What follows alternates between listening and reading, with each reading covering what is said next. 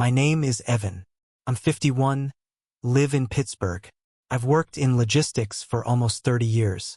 Warehouses, freight routing, inventory systems. I know what it means to keep a machine running while everyone else forgets you're even there. I know what it's like to be necessary, but invisible. And I used to think that was just the cost of being dependable, that when you hold everything up, the world thinks you're part of the floor. 5 years ago, I married Tracy. She was radiant, sharp-eyed, and tired, the kind of tired that comes from doing everything alone for too long. She had a son from her first marriage, Cody. He was 14 when I met him. Quiet, closed off. The kind of kid who had already learned not to trust follow-through. He didn't talk much to me those first few months. Didn't look me in the eye. I didn't push. I figured consistency would speak louder than anything I could say. I took it slow. I showed up. I kept my promises. I funded his school trips, bought him a Chromebook when his broke. I drove him to early morning practices, paid for extra coaching when he wanted to try out for travel soccer. Joel, his real father, lived in Florida. Cody called him Dad. They talked every now and then, mostly about gadgets or big plans that never quite materialized. Joel would fly in twice a year, usually around Cody's birthday or Christmas, always with something flashier than what I could afford. One year it was an iPhone 2 generations ahead of mine. Another year it was courtside tickets and a promise of a guy's weekend that got canceled last minute. But I didn't compete. I stayed out of that race. I figured I'd build something slower, something real. That was the lie I told myself. For years, I footed the bill in silence. Cody never called me Dad. That didn't bother me. What did bother me was how Tracy never asked him to try. She said it would come in time, that I had to be patient, that love couldn't be forced. So I waited. I put my name down on his tuition forms.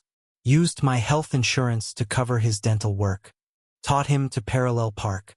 Built a website with him for his school business project.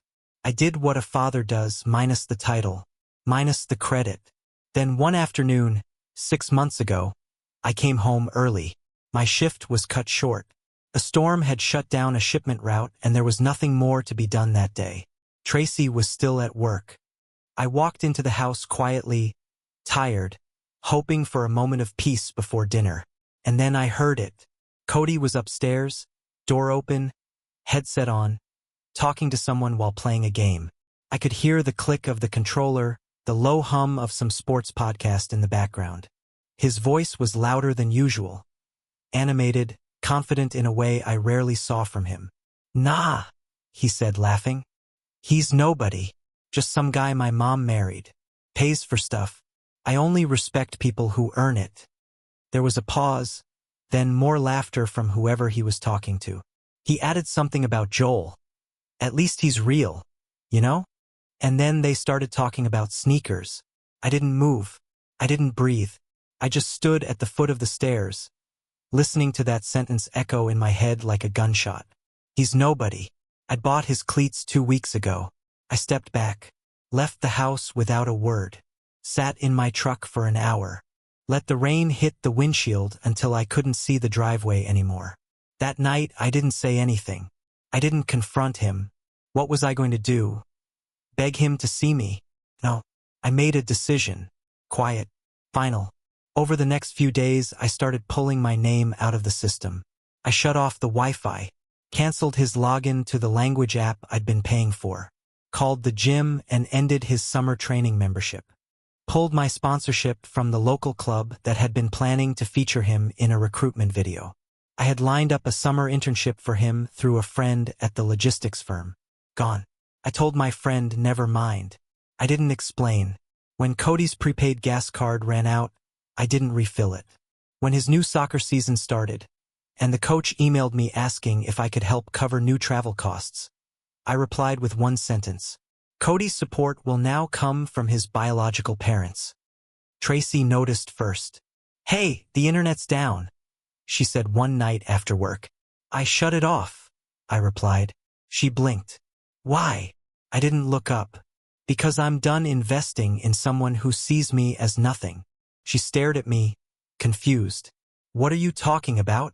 Ask your son what he thinks of me." You might learn something. She started to say something else, then stopped. Cody didn't feel the change right away. For the first couple of days, he just complained. Reset the router. Asked Tracy to cover small things here and there. He didn't even ask me. That part stung more than I expected. Then a week passed. The tank in his car hit empty. He asked where his gas card had gone. I canceled it, I said. Why? I looked him in the eye. Because I'm nobody, right? His face changed. Not anger, not guilt, just a flicker of recognition, like he realized he'd been overheard. Like he suddenly saw that words have reach. A few days later, his cleats tore during practice. He asked Tracy to buy him new ones. She looked at me. I didn't say a word. He tried calling Joel. Twice. No answer. Left a voicemail. Waited. Joel texted back 3 days later. Sorry, bud. Things are tight. Try to manage for now. Cody started walking to school. His summer plans, the internship, the trips, the new gear all evaporated. The house got quieter. So did he. One night, Tracy came into the den. I was working late, reviewing supplier audits. Are you really cutting him off? She asked softly. I'm not cutting him off, I said without looking up. I'm letting him learn what things cost. She sat down across from me, eyes tired. He's a kid. He's 19. She winced. Still, it's a lot to take away all at once. I closed the laptop. He's had 5 years of all at once. 5 years of invisible support. He thought it came free. He thought it was background noise. I'm just showing him the volume control. She didn't argue. Not that night. But the silence between us deepened. The house felt different. Not just quieter, colder. Like the temperature had dropped a few degrees and no one thought to adjust the thermostat. Tracy moved through rooms like she was walking on eggshells. Cody avoided eye contact. And I felt free. Not joyful. Not vindicated. Just released from a weight I hadn't realized I was carrying until I finally set it down. I still cooked dinner. Still worked my shifts. Still mowed the lawn, still paid the bills. But the part of me that had hovered around Cody's life like scaffolding, that part had stepped away. He hadn't noticed how many supports I'd been holding up until they vanished beneath him. Started small. Missed deadlines. Emails from school. Then one morning over coffee, Tracy told me he'd gotten a notice from the college. Campus housing wouldn't be renewed unless payment was made. He hadn't mentioned it to me. Probably assumed I'd fix it quietly, the way I always had. I didn't. 2 days later, another notice.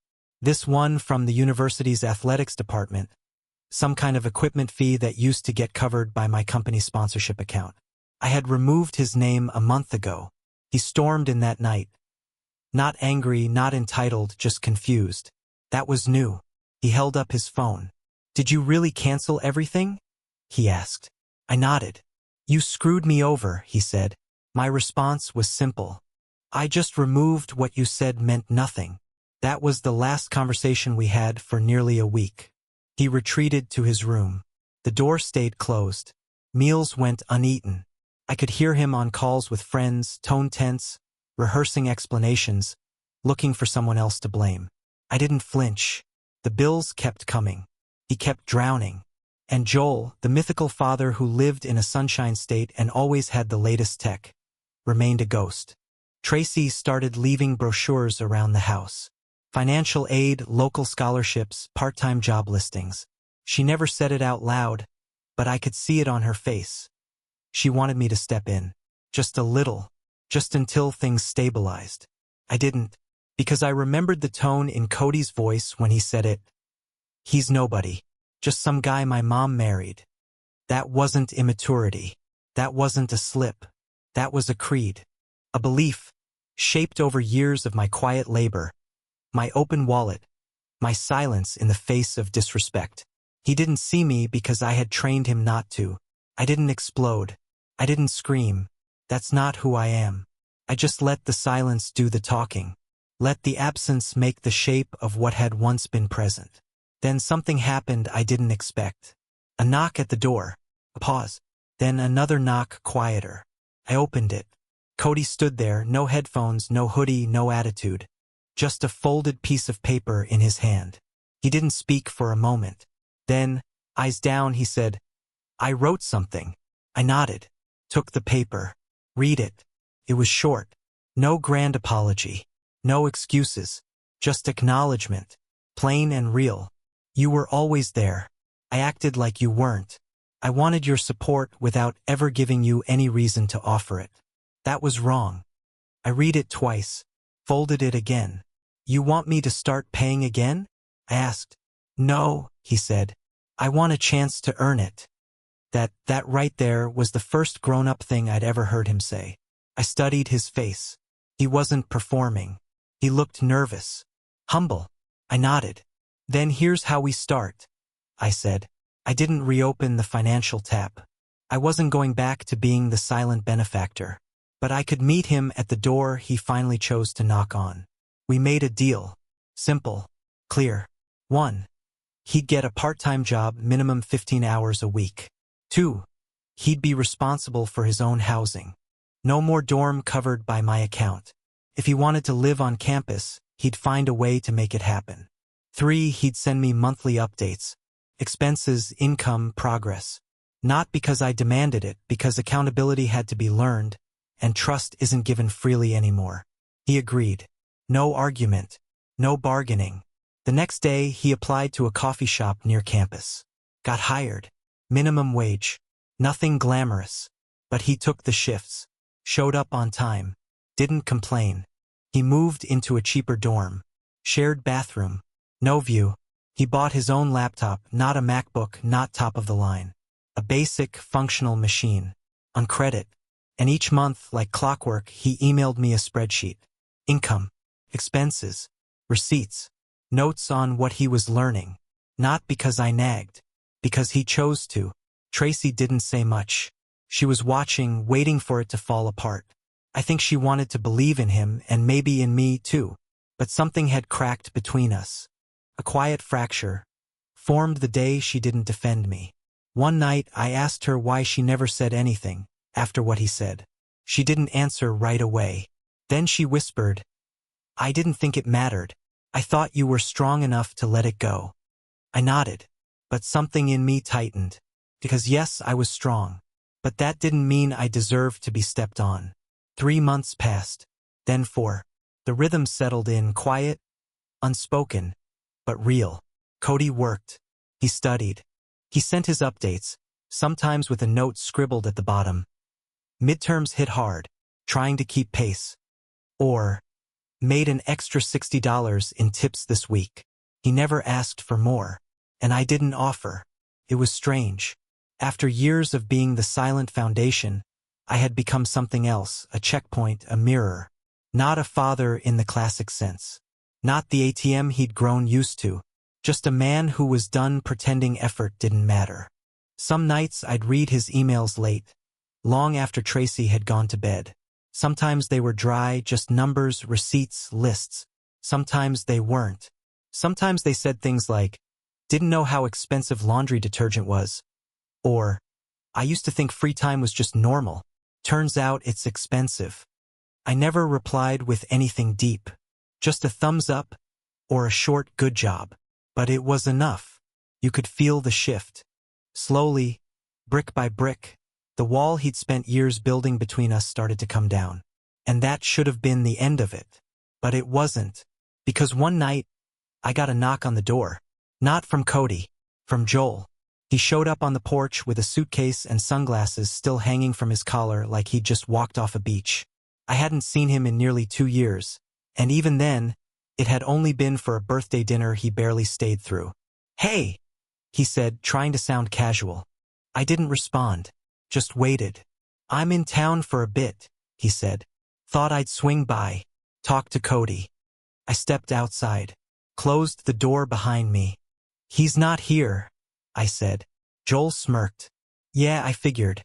I was hoping maybe you'd pass along a message." I folded my arms. "You drove across the state to deliver a message?" He laughed, shrugged. "Look, I heard he's working now. Thought maybe he could use some advice. You know, from someone who's been through it." I didn't blink. "You're about 4 years late for that." He looked at me, something like a fence trying to crawl its way onto his face. You got a lot of attitude for a guy raising another man's kid. And there it was. The truth. The thing that had always simmered beneath Joel's absences. Beneath the expensive gifts and empty promises. Resentment. Not for Cody. For me. Because I'd done what he hadn't. Because I had stayed. I'm not raising him anymore, I said. He's raising himself. That was the point. Joel scoffed. Yeah, well, maybe don't get too comfortable in that savior role. Kids always circle back. Blood's blood. I let the silence hang there. Let him hear how little weight his words carried in this house. Then I said, "You're right. Blood is blood. And now he gets to see what that's worth." Joel left with a shrug. Like it didn't matter. Like the world would keep rotating no matter what he chose not to carry. But I knew the truth. Cody wasn't circling back to him. Not anymore. A week later, I got a different kind of knock. Cody, holding a brown envelope, thick with documents. He looked. Not nervous. Not confident. Something else. Ready, maybe. Got approved for a student loan, he said. Wasn't sure I'd get it. But I did. I took the envelope. Flipped through it. It was clean. Honest. Everything squared away. I'm trying to line up a second job next semester, he added. Something flexible. I nodded. Smart. He hesitated. Then pulled something else from his pocket. A receipt. Printed and folded. I paid back the cleats, he said. I looked down. Same brand. Same model. Bought with his own money. You didn't have to, I said. I know. But I wanted to. There was a pause. Then he asked, quietly, was that the thing that broke it? The cleats? I shook my head. No. It was what you said. His face went still. I didn't mean it like that, he said. You didn't mean to be overheard. I corrected. He didn't argue. We sat on the porch in silence for a long time. He drank a soda. I sipped a beer. The sun dropped lower behind the trees. Crickets started humming in the grass. Then he said something I'll never forget.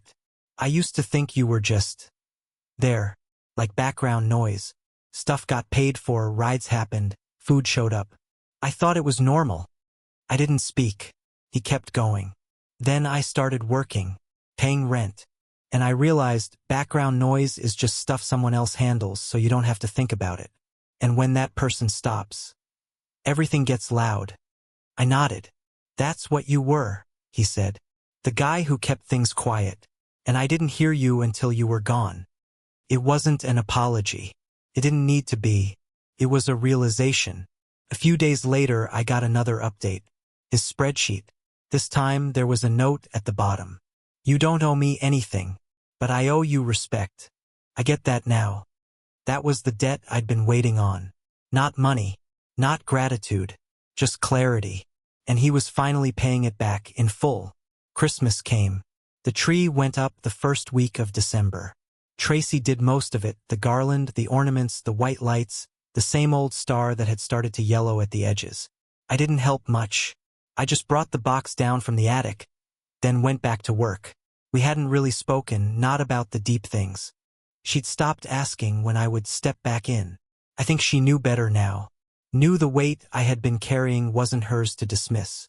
Some silences become permanent. Cody came home a few days before the holiday. He didn't make a show of it.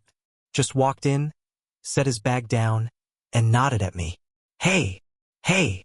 He looked different. Thinner, maybe. More tired. But something about his posture had changed. He stood straighter. Looked people in the eye.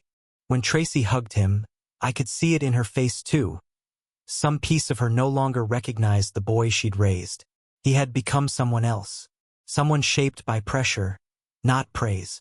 That night, I found a small package on my desk. No tag, no ribbon, just a square box, wrapped in brown paper. I opened it slowly. Inside was a framed photo, black and white, printed matte. It was the two of us sitting at that cafe near campus.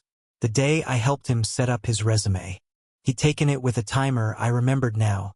Said he needed a headshot for the job board. I hadn't thought much of it then. At the bottom of the frame, He'd etched a small inscription. Respect starts with who shows up. I didn't cry. I didn't smile. I just stared at it. And I placed it on the shelf above my desk. Not because everything was fixed, but because something had been earned. That's the thing no one tells you about fatherhood, especially the kind that isn't by blood. It's not about titles. It's not about holidays or shared names or who gets thanked in the graduation speech. It's about who holds the rope when the kid at the other end is pulling hard enough to make your hands bleed. It's about who stays when staying gets bitter. For 5 years, I had been Cody's rope. And when he let go, when he said I was nobody, I finally let myself drop it. And that drop is what saved him. Because you can't teach a man to climb if he thinks someone will always catch him. I've watched him change, not just in behavior, but in bone. He tracks his spending now. Sends me photos of his grocery receipts like they're trophies. Last week, he texted me a screenshot of his bank statement. First time he'd broken $500 in savings. I replied with a single word, progress. He didn't need more than that. Tracy asked me once if I'd ever start covering things again, help with tuition, maybe now that he was doing the right things. I told her I'd consider matching whatever he earned on his own. Dollar for dollar. Not as charity. As a contract. She didn't love the answer. But she didn't argue. We've stopped pretending things are how they were. That's probably for the best. The fiction was what made the resentment possible. The illusion that love and labor would eventually be recognized just because they existed. No, they have to be chosen, earned, held on to. A few weeks ago, Joel tried to reach out again. Sent Cody a text. Something about visiting for spring break. Cody left it on read. Later that night, he and I sat out on the porch. No snow yet, just a bitter wind. He was drinking coffee. Said he made it himself. I think I'm done chasing him, he said. I didn't respond. Then he added, I used to think he owed me time. Turns out I just didn't want to admit I was angry. Still, I said nothing. Because sometimes silence is the best way to show respect. And that was the gift he'd never given me before. Silence that meant acknowledgement, not avoidance. So here we are. Christmas morning. No shouting. No arguments. Just Tracy humming in the kitchen. The smell of cinnamon rolls. The quiet sound of Cody packing for his shift. He's working part of the day, volunteered for it. Said the holiday bonus was worth it. Before he leaves, he steps into my office. You need anything? He asks. I shake my head. Then he gestures toward the photo. You kept it. I did. He nods, then leaves. No hug. No big moment. Just that. And it's enough. Because this time, the silence says what the words never could. That I'm no longer nobody. I was tested. Dismissed. Cut out of the family I helped build. And when I walked away, they learned something. Respect isn't a handout. It's not given because you pay the bills. It's earned. And it's earned by absence just as much as by presence. So now I ask you, was I cruel? Was I wrong to stop being the man they all leaned on, when none of them leaned in return? Or did I finally do the one thing every father, every man, every step in the dark must eventually do? Teach them that love without respect is just servitude. That giving without gratitude is just slavery.